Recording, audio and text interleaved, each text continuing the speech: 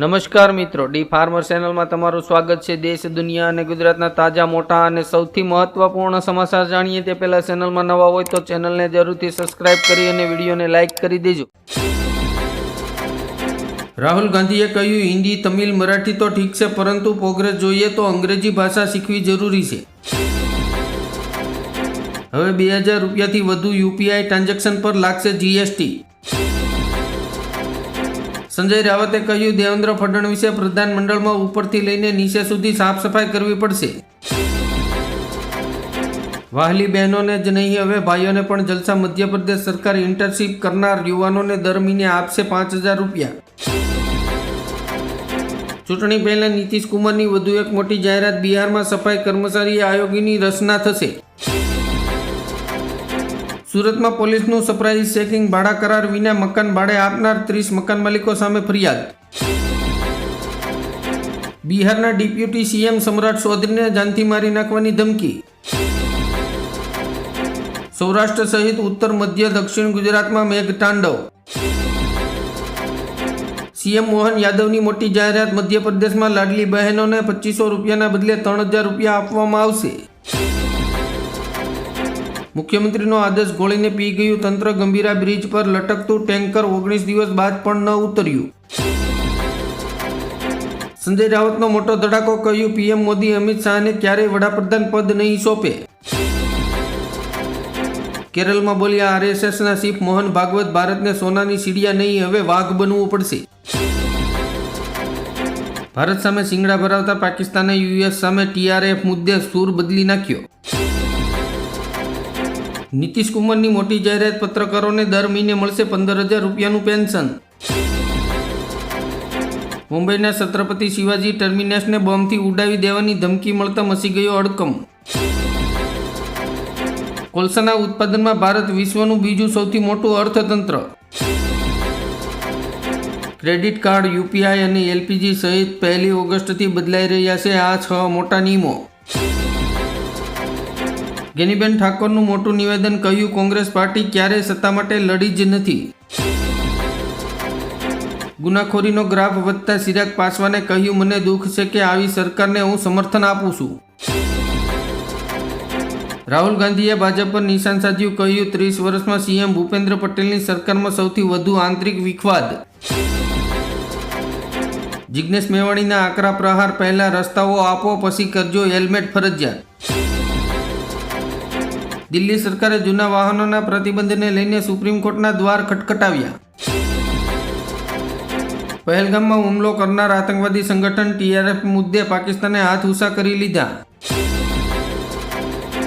અગ્નિવીરોને UP પોલીસમાં મળશે 20% અનામત, સીએમ યોગીની મોટી જાહેરાત। કર્ણાટકમાં મુખ્યમંત્રી બદલવાની ચર્ચા ફરી તેજ, સિદ્ધારમૈયા અને ડીકે શિવકુમાર દિલ્હી પહોંચ્યા।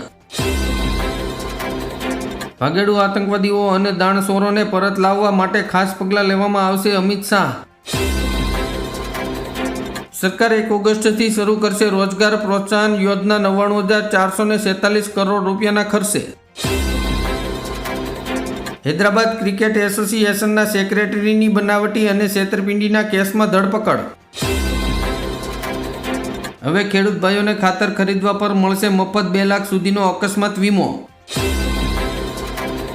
ભાજપના પ્રવક્તા જયરાજ સિંહનું મોટું નિવેદન, કહ્યું, રાહુલ ગાંધીને ભેંસ કોણ અને આખલો કોણ તે ખબર પડતી નથી। કોંગ્રેસ નેતા જયરામ રમેશ બોલ્યા, અમેરિકાના રાષ્ટ્રપતિ સાથે પીએમ મોદીની મિત્રતા ખોખલી સાબિત થઈ। હર્ષ સંઘવીએ કહ્યું, રાજકોટ જિલ્લામાં ગુના આચરતા તત્વો સામે કડક હાથે કામ લેવાશે।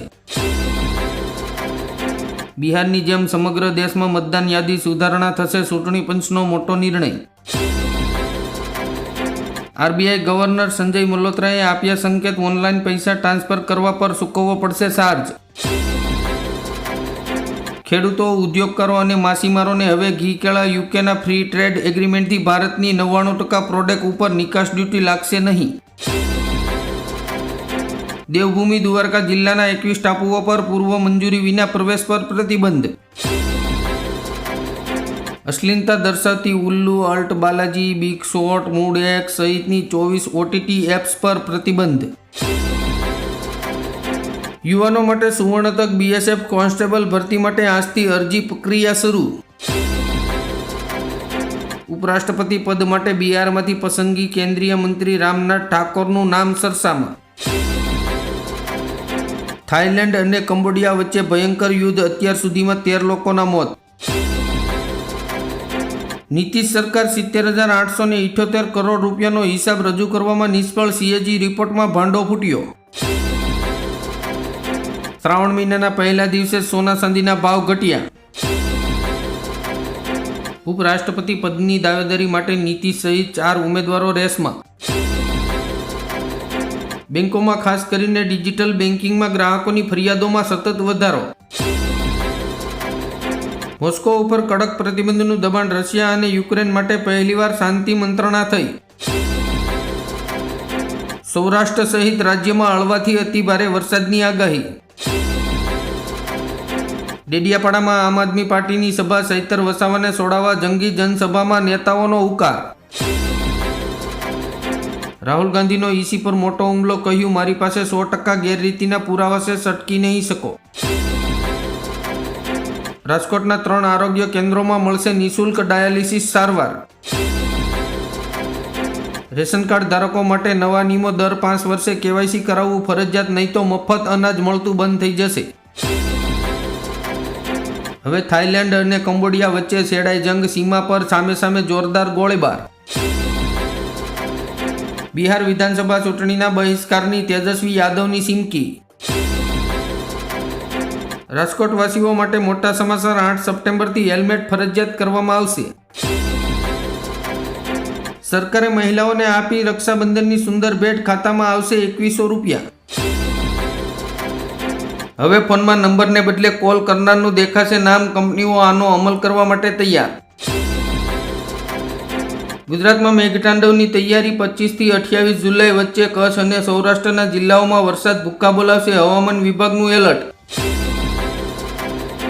ગુજરાત શિક્ષણ બોર્ડ દ્વારા વિદ્યાર્થીઓના હિતમાં મોટો નિર્ણય, સ્કૂલ લિવિંગ સર્ટિફિકેટમાં અટક છેલ્લે લખવાની દરખાસ્તને મંજૂરી આપી. નેપાળના વડાપ્રધાન ઓલીએ ભૂતપૂર્વ રાષ્ટ્રપતિ વિદ્યા ભંડારીના રાજકારણમાં પાછા ફરવા પર બ્રેક લગાવી. ગાઝિયાબાદમાં નકલી દૂતાવાસ ઝડપાયું, બનાવટી રાજદૂતની ધરપકડ, એસટીએફનો મોટો ખુલાસો. સુરત એરપોર્ટને નડતરરૂપ 4 બિલ્ડિંગનું બાંધકામ સ્વૈચ્છિક દૂર કરવા અલ્ટિમેટ.